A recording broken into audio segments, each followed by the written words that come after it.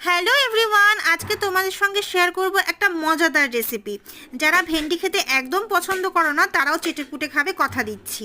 চলো বানিয়ে নেওয়া যাক। প্রথমে ভেন্ডি ধুয়ে কেটে নুন হলুদ দিয়ে ভেজে তুলে নিতে হবে। তারপর একটা পাত্রে দই, হলুদ গুঁড়ো, জিরে গুঁড়ো, লঙ্কা গুঁড়ো, সবজি গুঁড়ো।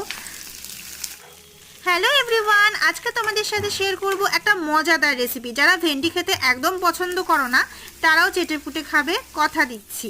চলো বানিয়ে নেওয়া যাক। প্রথমে ভেন্ডি ধুয়ে কেটে নুন হলুদ দিয়ে ভেজে তুলে নিতে হবে। তারপর একটা পাত্রে দই, হলুদ গুঁড়ো, জিরে গুঁড়ো, লঙ্কা গুঁড়ো, আমি এখানে কাশ্মীরি মির্চ ইউজ করেছি, সবজি মশলা, ধনে গুঁড়ো ও ব্ল্যাক পেপার দিয়ে ভালো করে মিক্স করে নিতে হবে। দেন কড়াইতে সর্ষের তেল দিয়ে তাতে জিরে ফোড়ন দিয়ে তাতে আদা আর লঙ্কা কুচি দিয়ে হালকা নেড়ে ফ্রাই করে নিতে হবে। তারপর টমেটো দিয়ে হালকা ফ্রাই করতে হবে।